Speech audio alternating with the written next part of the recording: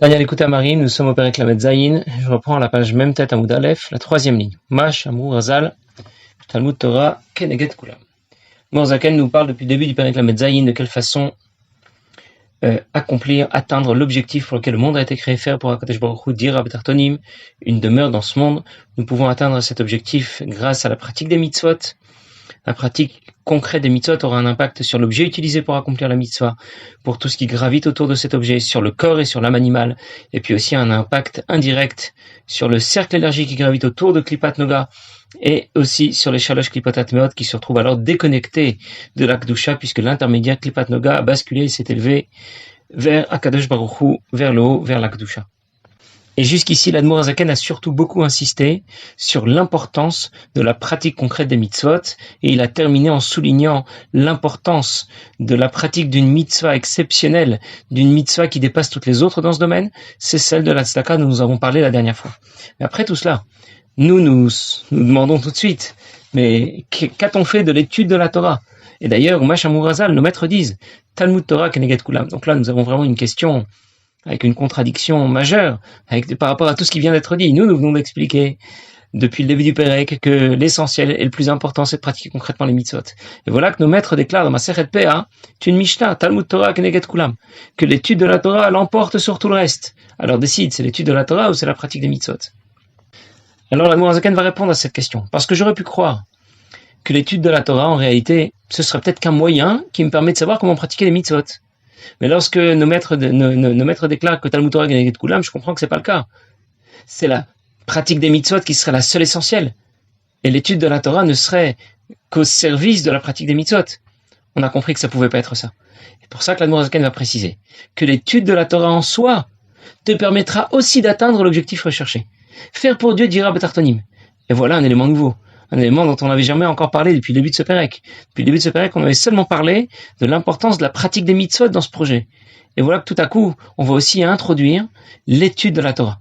Pas seulement, comme nous avons déjà dit, que nos lèvres vont bouger un petit peu. Et donc, ça correspond à ce qu'on a appelé Maasezuta. Donc, quand nos lèvres bougent et que nous étudions la Torah, eh bien, nous accomplissons une petite action. Le Nefesh Habamit s'y implique un peu. Et nous avons déjà vu que l'impact sur Klipat Noga sera bien là, même s'il est moins efficace, parce qu'il engage déjà beaucoup moins notre Nefesh Habamit. Nous nous expliquer maintenant qu'en vérité, quand on étudie la Torah, nous engageons dans l'étude, pas seulement le Maasé, le Dibour, la Marshava, l'action, la parole, la pensée, mais aussi l'essence du Nefesh Habamit.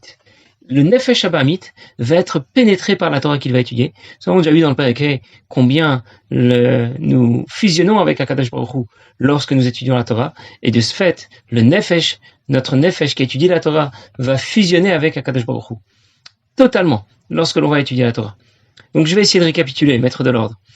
En pratiquant une mitzvah, j'obtiens un impact très large sur l'ensemble de Klipat Noga, sur les Shalosh Klipot Atmeot, un impact très large sur l'ensemble de la création. Quand par contre, je vais étudier la Torah, j'obtiens un impact qui sera moins large, c'est vrai, mais qui sera beaucoup plus profond sur Klipat Noga, qui va toucher jusqu'à l'essence de mon nefesh. Je vais vous donner un exemple. Je veux conquérir un pays. J'ai deux façons de m'y prendre. Je peux d'abord envoyer l'armée et faire la conquête des territoires les plus larges possibles. Et puis j'ai une deuxième façon de procéder. En parallèle, je peux aussi attaquer et conquérir des objectifs stratégiques. Là, il y a un carrefour. Là, il y a une montagne. Là, il y a un pont. Alors, je ne cherche pas à étendre le territoire que j'ai conquis en quantité, mais je recherche des objectifs stratégiques qui vont être déterminants pour la suite de la guerre. Et nous, on a tout de suite compris avec cet exemple que lorsque l'on doit attaquer, eh bien, on n'a pas à faire un choix. Je dois attaquer sur ces deux plans en même temps. Je dois en même temps élargir au maximum le territoire conquis et en même temps gagner les objectifs stratégiques. Et c'est là la différence entre la Torah et les mitzvot. Ce sont les deux façons que nous avons de nous engager dans le projet que Dieu recherche. Faire pour lui dire à Tartoni. Alors c'est vrai que par la pratique des mitzvot, je n'obtiens pas de résultat sur l'essence du nefesh. Seulement sur les vêtements de l'âme.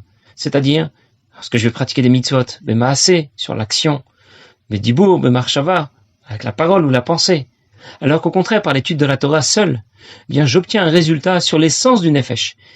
Pas trop sur ces vêtements, sur les vêtements de l'âme. Puisque lorsque j'étudie la Torah, bien sûr, je bouge un peu les lèvres, mais on ne peut pas vraiment parler d'action, pas vraiment parler d'une parole, parce qu'au bout d'un moment, bien sûr, je m'épuise. Bien sûr, on peut parler de pensée, mais c'est surtout l'impact sur l'essence du nefesh que j'obtiens par l'étude de la Torah et sur les vêtements du nefesh que j'obtiens par la pratique des mitzvot.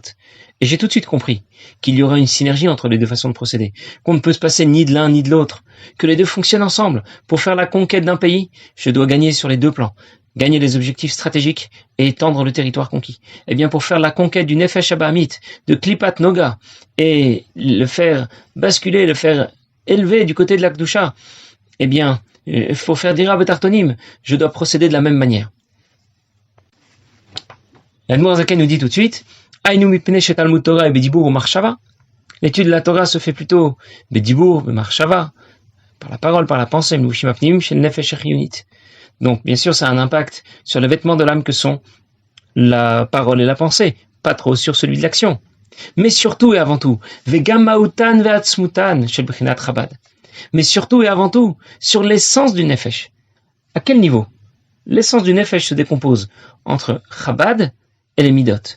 Chochma Binadat, c'est-à-dire, pour faire simple, l'intellect et les sentiments.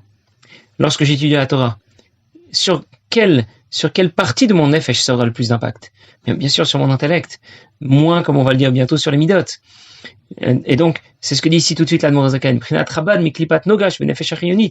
Qui étudie la Torah? Ce n'est pas que mon Nefesh Elokit, mon âme divine. C'est mon âme animale qui enregistre maintenant ce que je suis en train d'étudier. Et bien, tout cela, Nichlalot Bikdusha Mamash, va rejoindre l'Akdusha. Lorsqu'il va étudier la Torah avec profondeur, avec intelligence. Et ça, c'est l'avantage que l'on trouve dans l'étude de la Torah et que l'on ne retrouve pas dans la pratique des mitzvot. Dans la pratique des mitzvot, il n'y a pas de berou de l'essence de l'âme. Il n'y a pas d'impact sur l'essence du nefesh, uniquement sur ses vêtements, alors que grâce à l'étude de la Torah, je vais avoir surtout et avant tout un impact sur l'essence du nefesh. Alors nous parlons d'un impact profond sur l'essence de l'âme. Lorsque nous étudions la Torah, mais l'Admor Zaken va tout de suite rappeler qu'un Benoni ne contrôle pas ses midot. Je suis un petit peu anticipé sur ce sujet. Nous avons déjà vu qu'un tzaddik peut contrôler ses midot, ses traits de caractère. Un Benoni ne les contrôle pas. Par contre, il peut contrôler ce à quoi il pense, ce qu'il peut dire, ce qu'il doit faire. Et c'est vrai, l'essence de ses midot, il ne les contrôle pas. L'essence de ses traits de caractère. Mais lorsqu'il va étudier la Torah, et nous avons dit, cela va avoir un impact sur l'essence de son nefesh. À quel niveau? Sur le sechel du nefesh abamit, sur son intellect, qui va étudier la Torah. Et la Torah pourra transformer son sechel, il va alors réfléchir différemment. Je récapitule. Lorsque j'étudie la Torah, j'obtiens un résultat profond, qui impacte l'essence du nefesh, mais pas ses midot, pas ses traits de caractère, surtout son sechel, surtout son intellect. Parce que nefesh abamit, c'est d'abord avant tout un sac de midot. Il est plein de ce qu'il a envie, de ce qui lui plaît.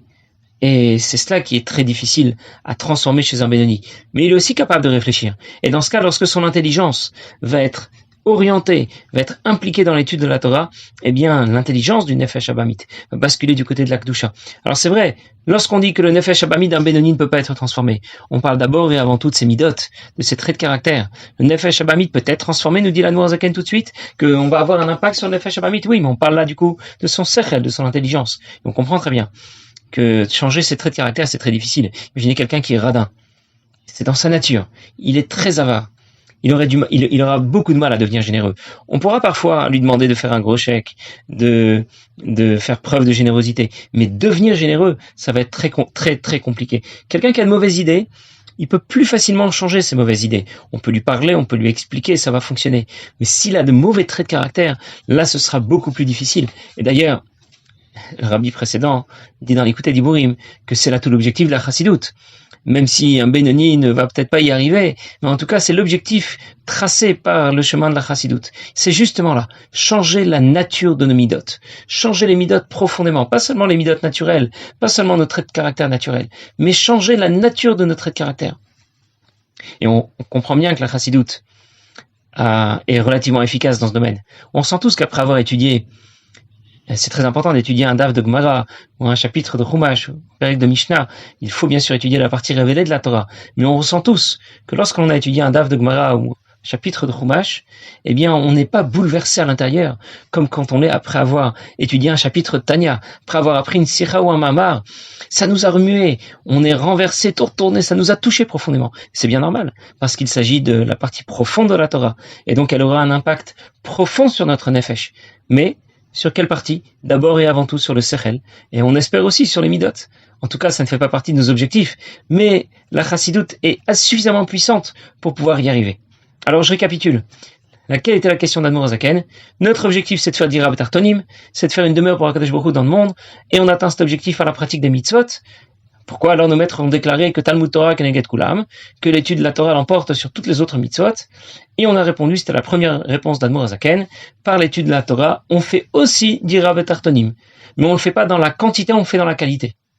Mais je recherche le même objectif. Admor Zaken termine la réponse, on n'a pas terminé de la lire dans les mots. Même si les midot, les traits de caractère du nefesh abamit ne pourront pas être transformés et renversés,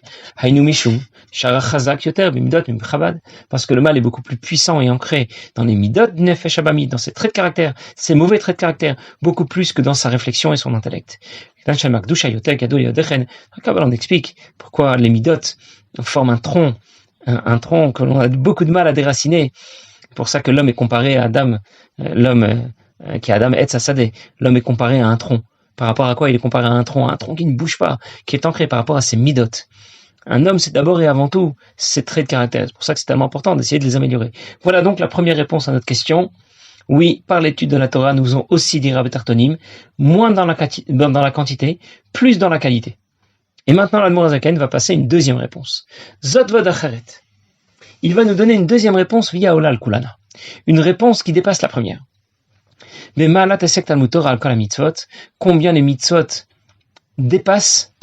combien l'étude de la Torah dépasse l'ensemble de la pratique des mitzvot, pas seulement dans l'absolu, dans l'objectif recherché pour lequel le monde a été créé, pour faire d'Ira B'Tartonim. Alors je vais d'abord vous l'expliquer, puis ensuite on va le lire plus facilement dans les mots. La deuxième réponse, donne ici l'Admor Zaken, dépasse la première. L'Admor Zaken va nous dire que lorsque j'étudie la Torah, la lumière que je révèle, qui va éclairer la création, sera plus pure, plus puissante, plus haute que celle que je révèle par la pratique des mitzvot. Je vais reprendre l'exemple que j'ai donné dans un des shiurim précédents. On a expliqué que lorsque l'on voulait construire un palais pour le roi, eh bien, il y avait plusieurs impératifs. Le premier, c'est d'empêcher le palais de se salir. On obtient ce résultat en respectant les 365 mitzvot négatives. Le deuxième, il faut introduire de beaux meubles. Il faut que les revêtements de sol, au mur, au plafond, au plancher, soient des revêtements de qualité. C'est ce que l'on obtient par la pratique des 248 mitzvot positives. Tout ça, c'est très bien. Mais le palais est très joli, le palais est très propre, mais il est sombre. Et voilà où la Torah va intervenir. La Torah va permettre d'éclairer le palais du roi. Dieu ne veut pas d'un palais sombre, même s'il est très beau, même s'il est luxueux, il veut un palais lumineux. Le résultat obtenu par les mitzvot et celui obtenu par la Torah est différent. Il y a une différence entre l'intellect et l'action. Eh bien, il y en a encore plus entre la Torah et les mitzvot, que l'on peut rapprocher rapidement de l'intellect et de l'action. Et donc, je comprends que je ne peux me passer ni de l'un ni de l'autre. Je ne veux pas d'un joli palais obscur. Je ne veux pas d'un palais lumineux, mais vide, dans lequel il n'y a pas de meubles. Les murs sont bruts, il n'y a pas de revêtement ni au plancher ni au plafond. Je veux un palais qui soit en même temps un palais qui soit propre, un palais dans lequel il y a de beaux meubles et de beaux revêtements de sol, et un palais qui soit lumineux et éclairé. Et pour cela, je dois donc respecter les mitzvot, respectivement les 365 mitzvot négatives, les 248 mitzvot positives, et étudier la Torah. Je poursuis maintenant dans les mots, comme ça on va le lire plus facilement.